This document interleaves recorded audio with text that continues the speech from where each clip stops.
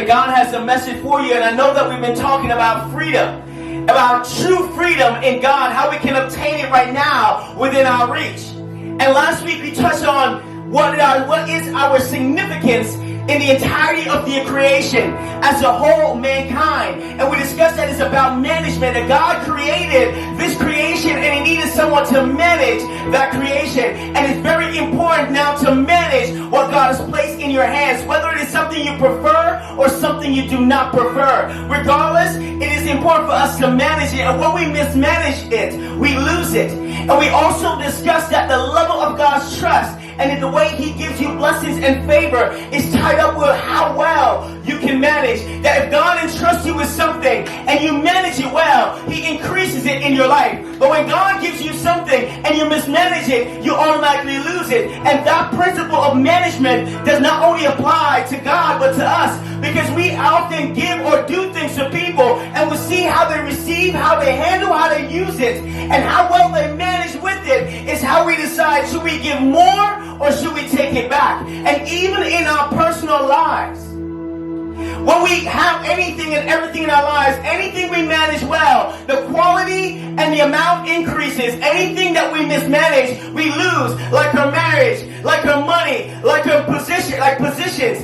or like time. So when we understand that our job is to manage, but manage what God has entrusted us with.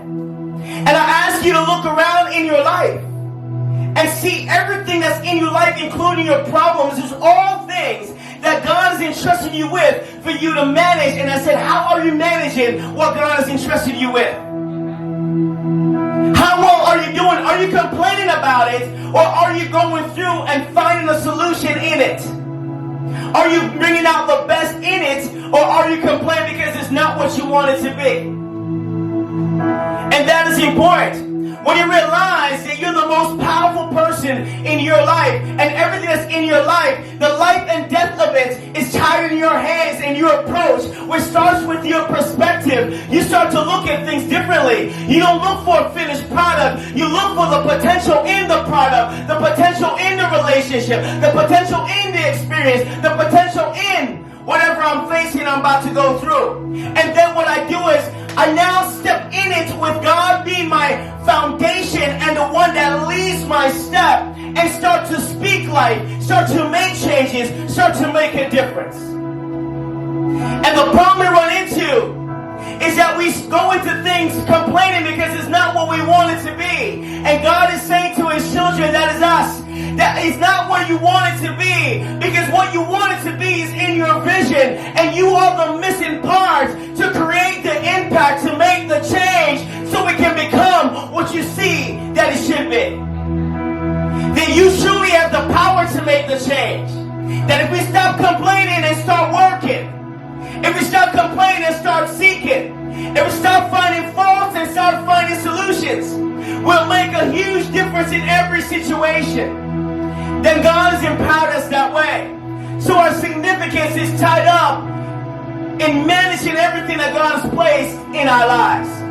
Now this week I want to go more in depth about the freedom that God has given us access to overall. So turn with me to Job chapter 3, verse 25.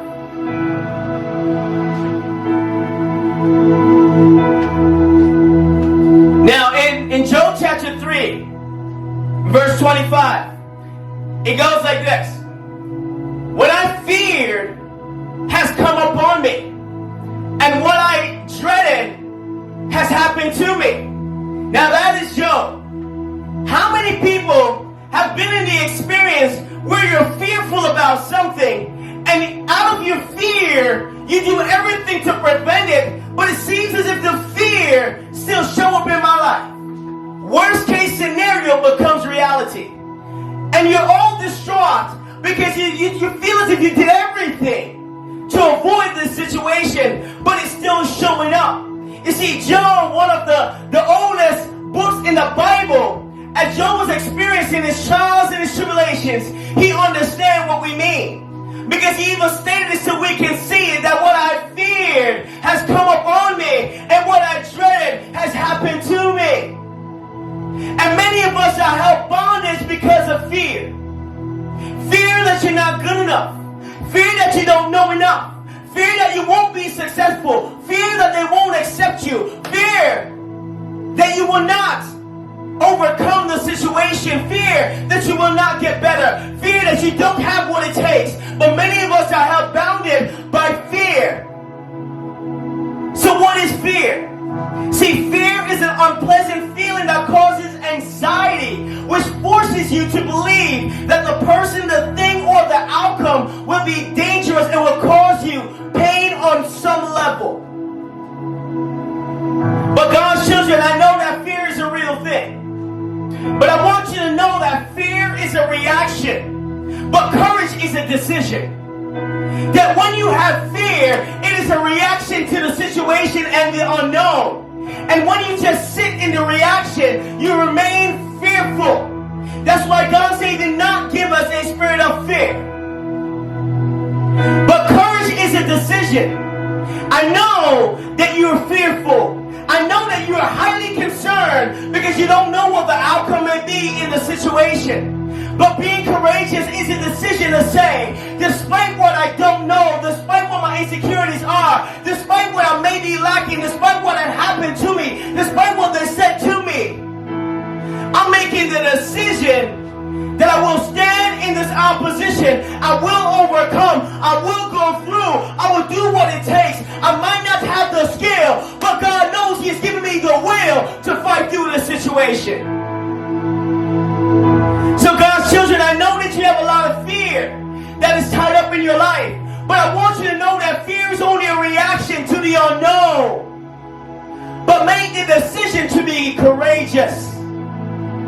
Now you may say, what is the foundation? What is the reason why I should be courageous? Where do I stand? Because the fear of what worst case scenario may be is a real thing that can destroy me. So in order for me to be courageous, I have to now have some security that if the worst case scenario happens, I'm covered. Now if you look at Psalms 27 verse 1.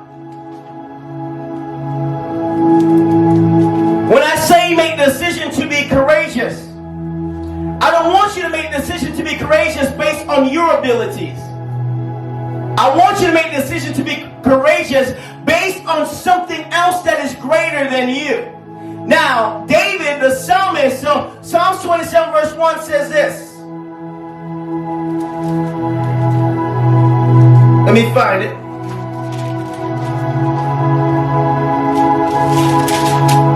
It says, as David wrote, the Lord is my light and my salvation. Whom shall I fear?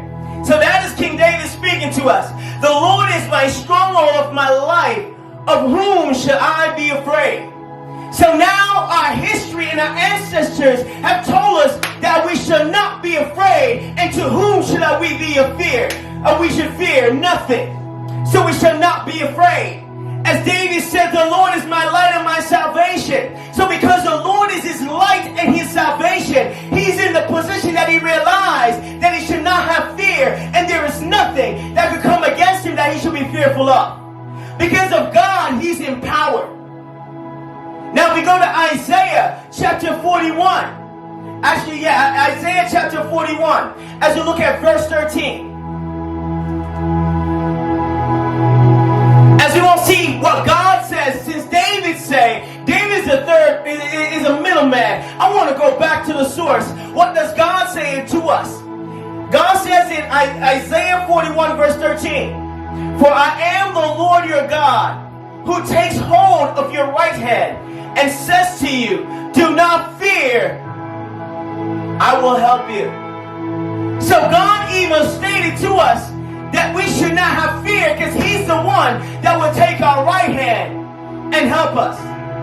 So that is the foundation, that is the security we have. That not only our ancestors and our history showed us and told us that we should not have fear. If God is in our presence and we allow ourselves to be in God's presence willfully, but God says it directly to us that he's holding us and carrying us.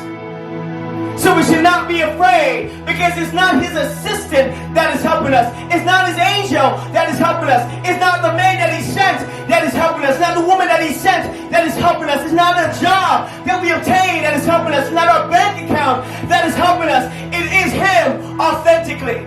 Now he works through things in order to help us out and structure us and lead us and fuel us. But those things are only instruments that he used himself. So it's important, God's children, that when you realize that fear is a natural reaction of the unknown, but I can make a decision to be courageous, and I am in the position where I am empowered to say, I will not be fearful, I will be faithful. God's children, I want you to realize that fear and faith have one thing in common. They both require you to believe in something you have not seen. See, fear is because you're predicting that the worst case scenario might happen. So, I'm going to live in a timid way. I'm going to live in an extra cautious way. I'm going to live unnatural in order to prevent what I think can happen so it doesn't happen. Faith is saying, I know what your circumstances are. I know what you're lacking. I know what you've been through. But despite all that, I'm telling you what you're going to accomplish. So they both require you to believe in something beyond what your sight says. So it's important to realize that characteristics. But the second part that is most important about them is that whatever one you co-sign with, whatever one you endorse, is the one that becomes your reality. That if you endorse fear by living in fear and always focus on fear and always using fear as a benchmark to make your decision and to position you, you bring fear to life, and whatever you fear comes to pass. But faith operates the same way. That if you stand in faith and you walk by faith and not by sight, and you believe in what God has placed inside of you through faith as you pull it into your reality, that now becomes your reality. So it's important to realize that fear and faith both require you to believe in something before it happens or you even see it by your sight. But whatever one you endorse now becomes your reality. So God's children, when you look in your life, look at your decisions currently. Which one did you endorse? Fear or faith? And that will tell you if you actually reacted to just fear or you made a decision to have courage. Because faith requires courage. Fear comes as a natural reaction. But fear is not of God. If this video was inspiring, insightful, or even left you a little curious for more information, please comment down below. We would love to hear from you. And if you also enjoy this post, I'd be very grateful if you help it to spread by emailing it to a friend or sharing it on Facebook or any other social media outlet. Thank you, and I will see you next time.